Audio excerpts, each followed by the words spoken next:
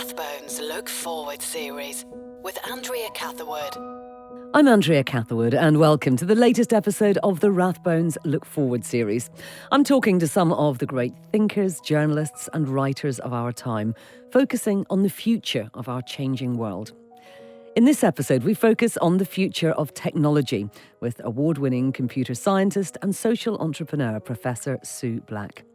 Named one of the top 50 women in tech in Europe, Sue is one of the leading tech personalities in the UK today. A passionate advocate for women in tech, she spent over 20 years campaigning for more recognition for women in computing. She's also well known for founding the campaign to save Bletchley Park. She's an OBE and she sits on the government's advisory board for improving digital services. Sue, welcome. Hi, thanks for having me. It's an incredibly impressive career to date. I just wonder, for many of us, we feel like tech is moving so quickly that we almost can't keep up. It feels like it's an exponential thing. Can you cope with the pace of change? Are you completely across it all? Or are you sometimes surprised at just how quickly this world seems to be revolutionising? That's an interesting question because to me it kind of seems fast but then slow at the same time. You know, having done my degrees in computing back in like 89 to 93, so it's quite a while ago now. There's lots of stuff that I learned there which is still relevant today, kind of like the fundamentals of technology. But I think with... I don't know if you know about Moore's law, but you know, like the kind of computing power doubling every 18 months. That's meant that we've had lots of changes, and those changes, I guess the rate of change is speeding up. I definitely feel that. I don't feel overwhelmed by it. I just feel like it's becoming more and more pervasive in everything that we do in lots of different ways. And I kind of feel like it's reasonably easy, well, I guess for me being a computer scientist, to kind of keep up to date. I don't know everything about everything that's going on in technology because no one can anymore. But I do feel like it's a very exciting time, I think. Technology is kind of changing the world in all sorts of different ways. I mean, I just love the fact that through social media, through Twitter, using hashtags and stuff, people can connect with millions of other people around the world around topics that they really care about, you know, like Me Too and Black Lives Matter. And I see that as a massive positive force for good. But then, of course, you know, like with anything, there's the negative side as well. And I kind of feel like we should really be looking at technology as a suite of tools that help us to do what we want to do. And so, you know, it's not good or it's not bad. It's just a tool that's there for you to use.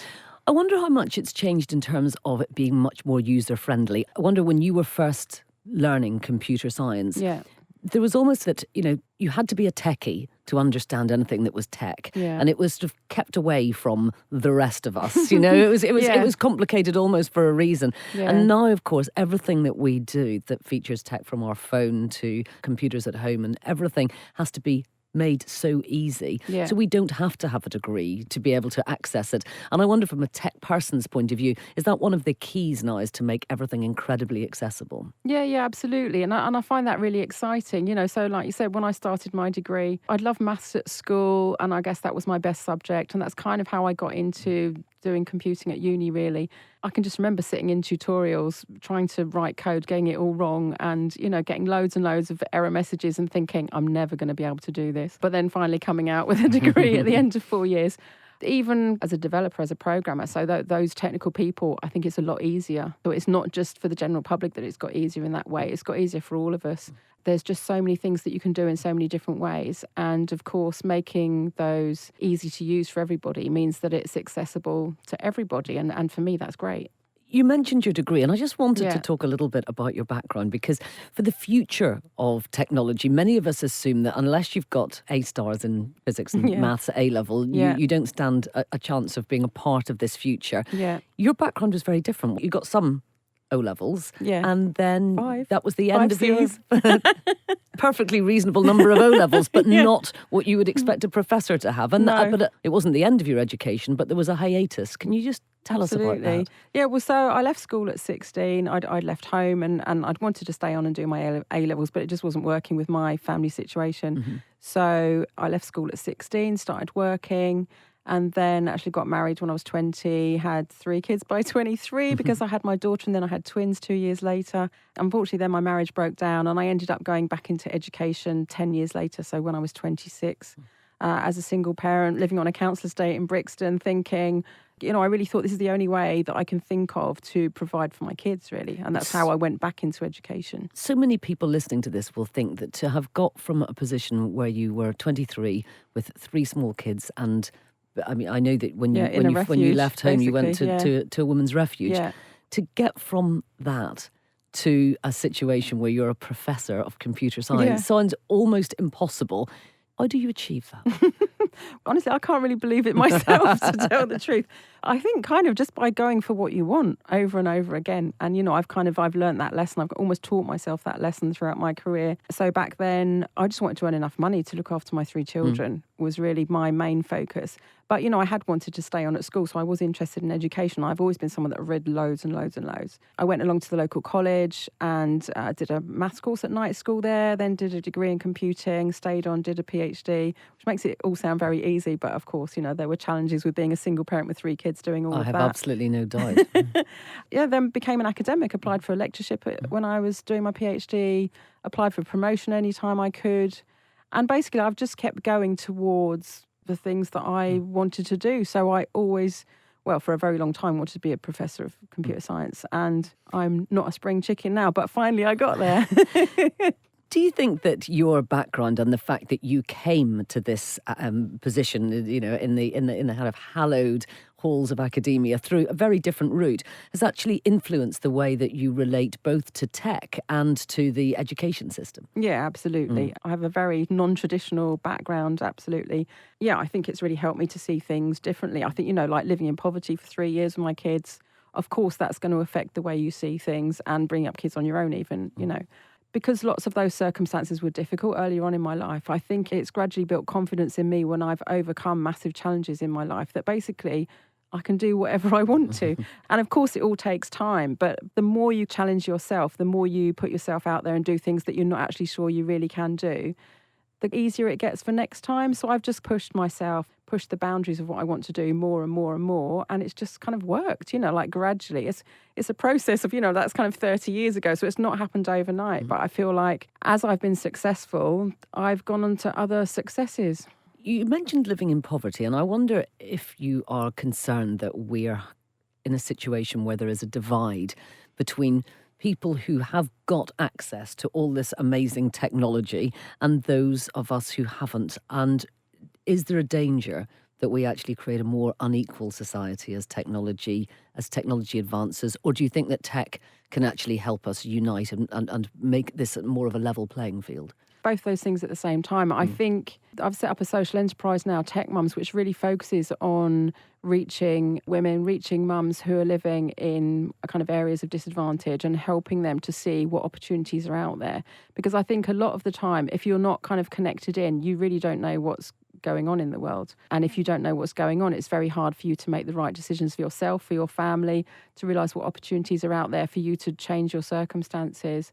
Like understanding technology to a certain extent now is like being able to read was, and the printing press. If you imagine now not being able to read, I think not being able to use technology, I don't think everyone's got to be an amazing programmer or something. Does everyone have to be able to code? No. Well, I just think it's good to know what it is. Yep. So I think, like with Tech Mums is like a 10-week program, so 20 hours. And at the end, we get our mums coding. And even though they've gone through the sessions before they get to the coding, doing all stuff like app design and web design, the aim with that is to build confidence, and they get to the coding bit at the end and are still quite apprehensive about, what is this kind of magic thing, which I think if you don't really know what it is, it might seem like. But then, after 10 minutes, half an hour of having a go, everyone sees that actually it's not rocket science. It's basically kind of logical thinking. And it's the sort of thing that anyone can do at a simple level. Anyone can do it. It's not that difficult. Really? Because, my kids can code. Yeah. You're basically describing me here. I feel like that this is some kind of holy grail and something that I would not be capable of doing. Yeah. Can everybody code? Yeah, no, absolutely. Not everyone can be a software engineer. But everyone can definitely code. It's like saying, can everyone learn to write? If you do know how to write, it's a lot easier to learn to code than if you don't know how to write. So it's something that definitely everyone can learn. We've already talked about your unorthodox route to the top of your profession. But in fact, just being a woman makes becoming a professor of computer science much more unlikely than if you were a man. Yeah. I mean, I think there's still only about 20% of people in your field that are women. Yeah. Why should that matter to the rest of us? Why should it matter to the world at large that there are so few computer scientists who are women? We talked about how technology is becoming all pervasive in society. So if we've only got 20% of the people that are producing technology products and services, if only 20% of them are women, then we're missing out on their expertise, their background. If we want products and services that are fit for the future, that are fit for the general population, of course, we've got to have diverse teams creating those products and services. And women in tech is one part of it. But I think diversity in general of all sorts is critically important. I have this vision of geeky white men in Silicon Valley who are creating my tech future, and in fact, quite a lot of my future. And it does worry me that women aren't doing it, I think probably because I worry that if women were doing it, they might be looking at sort of areas of our lives that would be more helpful, and they would be creating apps for areas that work better for women. Yeah. Is that a valid worry, that actually you think that if the future is being created by a small section of society, then that section of society will benefit more from the tech advances? Yeah, absolutely. We've got to have diverse teams in there creating these products. Otherwise, they're not fit for purpose. But how do we change it? Because, this has been, I know you've been fighting this battle, banging this drum for rather a long time, and it doesn't feel like a lot has changed, has it? Well, if you look at the percentages, so I set up the UK's first online network for women in tech 20 years ago, BCS Women. I was going to computer science conferences and there might be like 10 or 20% women there. And to start with, I didn't really realise that I was in a minority there, because my whole world in university was about 10% women on my course. So I didn't really think about it. And then I went to a Women in Science conference in Brussels, where it was 100% women. And that just completely changed my life and my perception of myself, because I'd thought that I'm not very good at going to conferences and talking to people, because I had some not so great experiences at the sort of general computer science conferences. And then I went to this Women in Science conference, and it was incredible in that it was just so easy to talk to everybody. It just felt a bit more like, I don't know, I just felt very at home. And it was you very felt comfortable. like, this is what it's been like for everybody else all this time. Yeah, absolutely. So I came back from that and thought, well, I've got to connect together the women in tech that work in tech in the UK, so that we can all have these conversations with each other, because I'm kind of missing that, and we're all missing that. So set up this network. I think at that time it was about 20% women in tech, and it's still the same today. So there's 20 years, the percentages haven't changed. But the whole atmosphere has changed dramatically. That was like the first online network for women in tech in the UK. Well, now there's probably hundreds of all different sorts of networks of women in tech of all different sorts, around specific programming languages, all different sorts of things. So things are really changing, and I can really feel, I think we're getting towards a tipping point where things really are going to change. And there's just so many programs, so many projects which are focusing on getting more women into tech. And also corporates are now really keen to employ technical women, which 20 years ago they were like, well, if women wanted to be in tech, they would be, like, why should we do something about it? I think the companies now that really understand and put diversity at the core of their businesses are the ones that are going to be successful in the future, because if you're creating products and services, they need to be fit for purpose for everybody, not for just one small section of society. And people are realising more and more that needs to happen. It's interesting. I think I've been asking for a number of years in various interviews, how can we attract more women into ... into maths, into science? But you put it in an interesting way where you said, actually, a lot of this is about the companies wanting to attract women in. Yeah. And if companies are offering great packages and good deals and good working spaces for women who have got tech backgrounds, or even who perhaps haven't necessarily got a tech background, but who can be trained in tech, then that's a really good way to get women in, rather than women having to bang on the door themselves. Yeah, absolutely. I quite often get asked now by people, because I do a lot of public speaking, what's the one thing that we can do in our company to get more technical women applying for our roles? And the thing is, there's not one thing you can do. Yeah. It's a massive issue. It's related to the whole issue of our society and how that runs, how we bring up girls and boys, how we treat girls and boys growing up, how we treat men and women. And I think it's something that we need to really work on for our society to function, as well as kind of the workplace and as well as the smaller kind of subsection of technology. If we carry on bringing up girls to stay in the background, not speak until they're spoken to, help your mum make the sandwiches kind of stuff. And then we bring boys up to get out there and compete. Obviously, not everyone gets brought up by that, but, these stereotypes and these behaviours still exist. I've got 2 boys and 2 girls. I'm sure I've done things which are kind of sexist with my kids not realising. We've all got it. But it's just to be aware of that. And then, so then if you take those, those girls and those boys that have been brought up that way, put them into the workplace, and then you ask the guys to be more touchy-feely, sort of friendly and supportive in the workplace, but they've been brought up to compete with each other. They're not used to that, so it might be difficult. And then you've brought the girls up to kind of stay in the background and not put themselves forward. And now in the workplace, they're told, no, you've got to put yourself forward all the time. I think that's where imposter syndrome comes from. You're not brought up to behave like this, but then suddenly you have to, and it looks bad if you don't do it. Society's created these issues in the way that we bring kids up, and then in the workplace. It's a very interesting time, I think, at the moment, really. One practical thing that you've taken on is something called Tech Up Women. Yeah. Explain to me a little bit about that. I've really, throughout my career, been keen to champion diversity, and also, I think from living on a council estate in Brixton, knowing lots of people living on low incomes, particularly women, I get treated very, very differently now as a professor of computer science from how I did as a single parent who'd left school at 16, living on a council estate. So, like the opposite ends of the spectrum, really. Of course, I still remember what that was like, and I'm still the same person as I was then. And so I know that people on lower incomes, people who come from disadvantaged backgrounds in all different sorts of ways, have a harder time being successful in the way that society sees it than people that don't have those backgrounds. And so I've always wanted to do stuff about that. So Tech Mums, my social enterprise, is focusing on that, on empowering women. And then Tech Up Women, I've seen throughout my career, there's loads of women who want to work in tech but haven't got the exact qualifications or whatever to start working in tech. And there's loads of women who are sort of working in tech but aren't in exactly the area that they want to be in.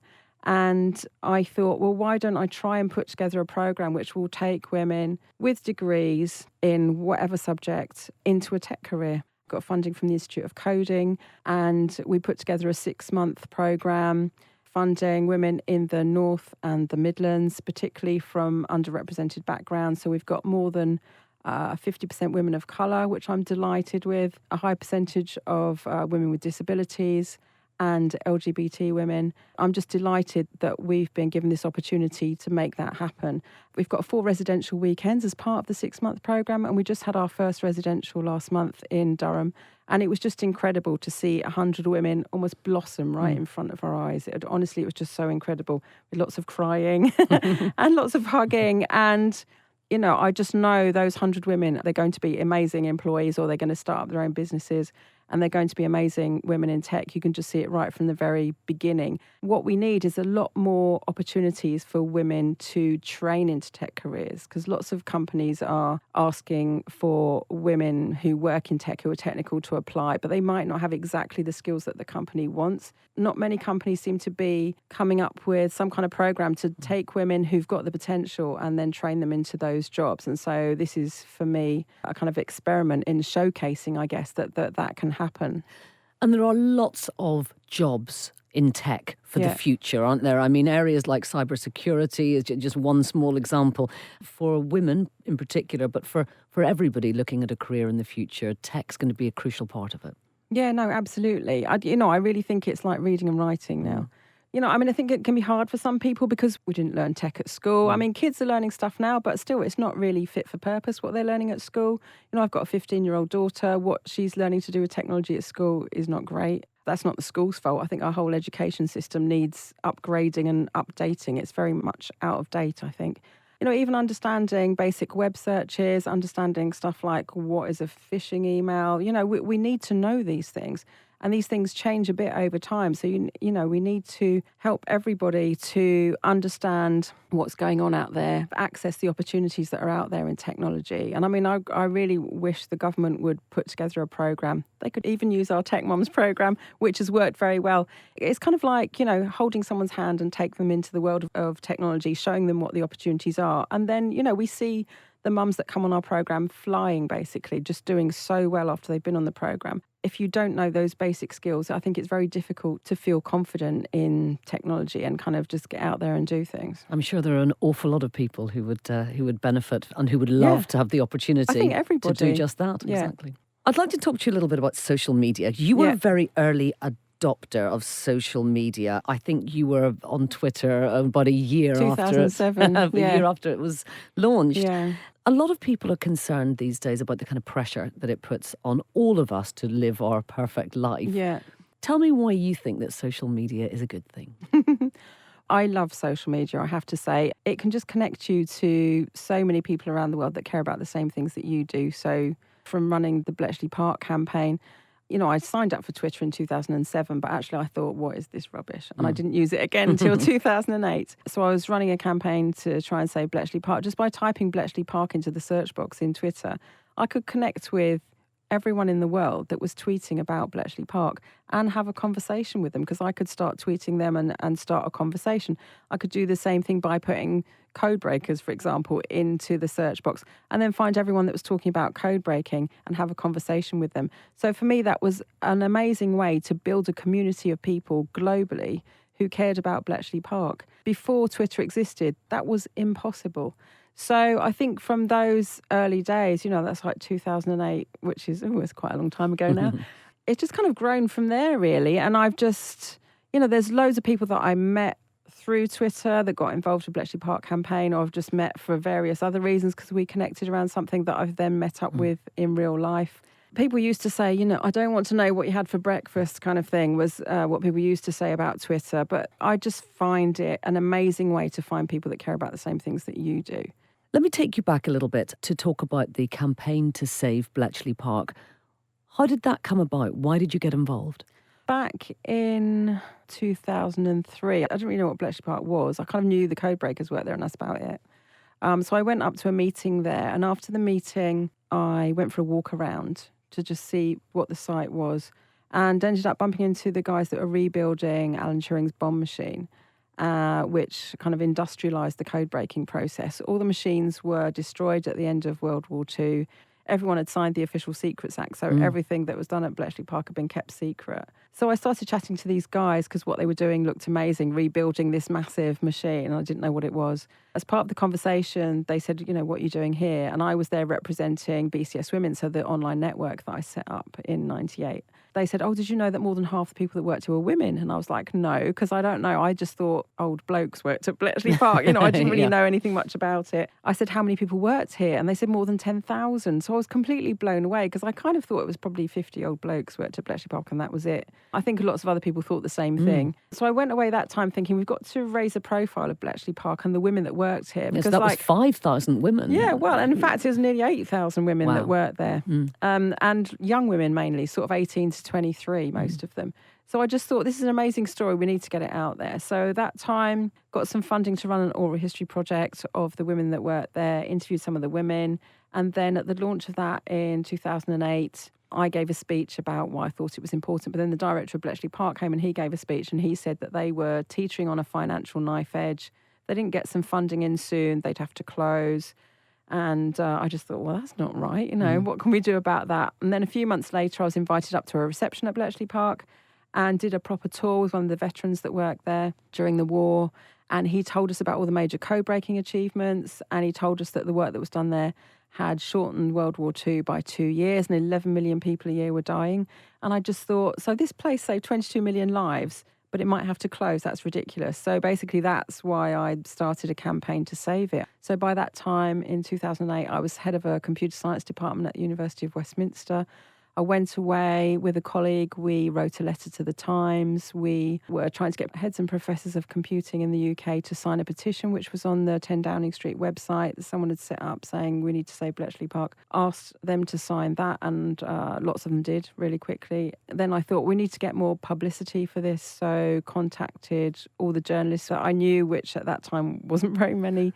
But luckily one of them was Rory Keflin-Jones from the BBC, who then took me up to Bletchley Park the next week, got me onto BBC News, the Today programme, and in the Times newspaper. And kind of that was the beginning of the campaign, really, a week after we started. And social media was key in that campaign. Absolutely. So we started off with traditional media, started a campaign. Within 2 weeks, I'd done everything that I could think of to do and managed to get on TV, in the papers, on the radio. And then I was like, what do I do now? I don't know what else to do. And nothing much had really happened in terms of Bletchley Park wasn't saved. For the next few months, I was trying to work out, well, what else can I do? You know, like I'm a computer science academic. I don't know about PR and marketing or whatever I need to do. And then it was towards the end of 2008. I started using Twitter and realised quite quickly that just by typing Bletchley Park into the search box in Twitter, I could reach everyone in the world that was talking about Bletchley Park on Twitter, have a conversation with them. Started building up a community. I set up a blog as well, Saving Bletchley Park blog. People started getting in touch with me because they saw that I was tweeting about Bletchley Park. Lots of people that were really great with social media involved with Bletchley Park got Bletchley Park set up on Twitter. And then just a couple of months after that, I saw Stephen Fry tweeting that he was stuck in Centre Point in London. So he tweeted a selfie of him and some friends. And I just thought, Stephen Fry, he must be interested in Bletchley Park. Luckily, he was following me on Twitter, so I sent him several direct messages. And the next morning, he tweeted a link to my blog. And I'd been getting about 50 hits a day on my blog, and that day I got 8,000 hits on my blog. So that was incredible. Tech can change things absolutely. in a way that would never have been possible before. I just couldn't have done that. I suppose a lot of people worry about social media and their children and younger people. Yeah. And I know that you've done some work around that. What is your advice to people? Because social media is here to say this is our future, it's not right? going away. So what we do on the Tech Mums programme, I mean, I feel like, for me, the worst case scenario is a parent that, of course, with all good intentions, tells their kids they can't use social media, but then everyone at school is using social media. So you stop your kids from using social media, but then they do because everyone else is doing it. And then they get into trouble in some way. And then they feel they can't tell you because they've said they won't use it. Yeah. So for me, that's kind of like the worst case scenario, because then they've got no parental support, no adult support to help them with whatever it is that's happening that's not so great on social media. So what we talk about on the Tech Mums programme is, you know, it's like teaching your kids to be streetwise. So when you have a baby, when your kids are growing up, you gradually teach them how to behave on the street, you know, what to do when you're crossing the road, how to be safe outside the house kind of behaviour. And so you need to do the same thing online, I think. And of course, we're not all as used to being online as we are to going out into the street and crossing the road.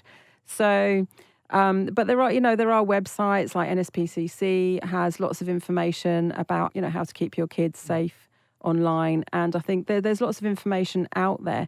So I think it's on us as parents to learn as much as we can about how to stay safe online ourselves, and then have a chat with our children.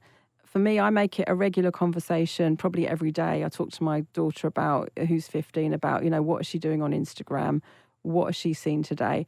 And I've had the conversation with her several times, you know, like if you see something which upsets you or frightens you, and come straight to me and tell me about it, and telling her that's probably going to happen one day, but just come straight to me and tell me. I will admit that I'm not on Facebook. And a few years ago, that was a kind of a really terrible admission. Nobody could really understand it or believe that you could have existed without being on Facebook. Today, that's probably changed now. It's changed a lot. You know, it's just not that big a deal now. It seems that a lot of people have moved on. My kids I'm on Instagram. My kids are on Instagram. Yeah. Twitter seems to be where a real sort of go-to place for journalists for work. Right, yeah. But where are the next trends? Where are we going with social media? I mean, presumably it's going to keep evolving. Yeah, I guess so. And I mean, in that sense, how can we predict what's going to happen? But I mean, I really see that video is becoming bigger and bigger, you know, like YouTube and Instagram stories. I'll take it from what my 15-year-old's doing and watching online. And, you know, she's watching people that she follows, what they're doing. And it's all video. She's hardly reading. I mean, she's reading small amounts of information, but it is all about actually watching what people are doing and then people commenting on it. It's very interesting times, I think. I'd like to talk to you now about your predictions for the future. I know it's a very difficult area to get into in tech because, of course, the whole point is that we don't know what's going to happen next. Yeah. But which areas are you excited about that are going to revolutionise our lives and improve our lives in tech? I think the whole being able to connect with people that you would never have been able to meet. So that sounds like a really basic and not particularly techie thing. But I just think that technology enables us to connect with people in so many different ways now around so many different kind of subjects. I'm very excited about the way that social media helps us to connect with people. I really see that the sort of things that are happening in the world, lots of people feel very negative about it, but maybe I'm a sort of relentless optimist, but I feel very positive about it. I kind of feel like we're all understanding more and more what's happening right across the world, not just in our local area. Because of that, I think we're connecting with people in different countries, different continents. And so people that want to make positive change happen in the world are starting to connect with each other and try to solve the world's biggest problems. And I think that's going to continue more and more. As everyone in the world, I guess, gets online, there'll be the opportunity to positively affect more and more people across the world to create positive social change. So I find that very exciting. Of course, everyone's now talking about artificial intelligence, which is interesting because, so when I did my degree, in 1989, I think that was one module in the second year of my degree. And I kind of saw it then as a bit of something that's never really going to happen. So at that point, you just didn't really see a future for it? Yeah, no, because there wasn't the computational power for it to be what it is today. And I suppose, I knew about Moore's law. The computing power will keep doubling. Yeah, absolutely. And so I just would have had no clue then that AI could become such a big thing. And how do you see it positively impacting on our lives? A lot of people, they understand the term artificial intelligence, but they really don't know how it operates in their lives today or might impact on them in the future. Yeah, sure. Well, it's basically bits of software out there somewhere which is making decisions about stuff that you're doing online. A lot of the time. It kind of comes back to things that I think are critical now in terms of the diversity, who's creating these software products. So in terms of AI, in terms of the negative side, I'm worried that our AI systems are going to be too biased because of the people that are creating them.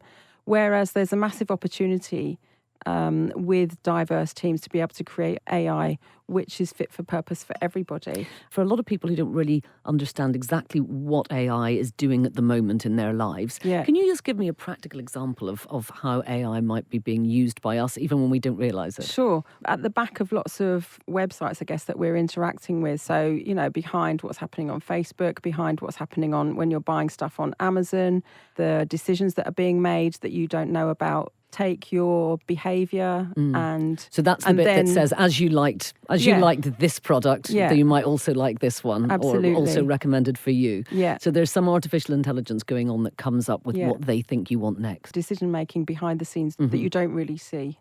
And that's going to become more prevalent in the future, is it? Yeah, absolutely. With kind of everything around us as we get.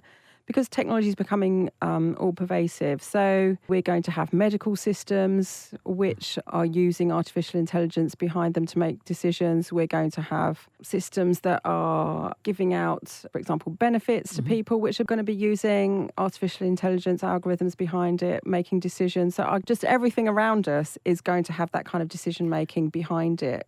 I know you're a very optimistic person, but is there an area in this that worries you? What are your concerns? What keeps you awake at night in terms of our tech future? I think really the fact that those systems then are going to affect more and more people in lots of different ways. And if people don't understand what's going on, they won't be able to make the right decisions for themselves. So that worries me. And also, so you can reach lots of people really quickly. It can have positive effects, like Black Lives Matter, for example, millions of people who can connect with each other and make positive change happen. But then obviously that can be used in a negative way as well. And so, that's the sort of thing. If I'm going to worry about stuff, that's the kind of thing I worry about. It feels like we should all be becoming a little bit more tech involved than we are. Is that your message? Yeah, absolutely. For people who feel like that might be a bit of a step too far, that it's actually quite difficult, what's the first step to take? If it all just seems like it's all a little bit much, where do you start? Well, I think, like when I'm talking to people about they're trying to get their grandparents, for example, into technology, what do they do? I think the best place to start is with stuff that you know about already, but maybe there's something to do with tech which can make it better in some way. So think about your hobbies, your interests, even Google those and try and work out how is technology related to those things. What are people doing that are tech savvy, which are doing stuff in the area that you care about. What are they doing? Find out about that first, because it's not such a massive step. It's a subject area you know about already. That can give you confidence that you're not just completely stepping into the unknown, but it's something you know already, and then just a bit of a step further into, so what's going on in technology in this area. Sue, as well as being a professor at Durham University, you're also something called a tech evangelist. Is that right? Yeah, that's actually my job title is Professor of Computer Science and Technology Evangelist. So tell me how you evangelise about tech today. Well, I guess by doing what I'm doing today. I do a lot of public speaking and I just talk to lots of people. I can just see how technology and education have massively changed my life and my life chances. And I see that there's so many opportunities out there for everybody, really. And so really being a technology evangelist is going around and talking about that. Technology has transformed your life, hasn't it? Yeah, completely. And when you look forward to the future, do you think that actually we're all going to have a higher quality and standard of life because of the advances in technology? Oh, that's a hard one. I mean, that's what I would wish for, but it's very hard to say. That is a possibility for everybody, but it depends on what we as people do with the tools that are out there. Professor Sue Black, thank you very much indeed for talking to me today. You're very welcome, thanks. The Rathbones Look Forward series with Andrea Catherwood.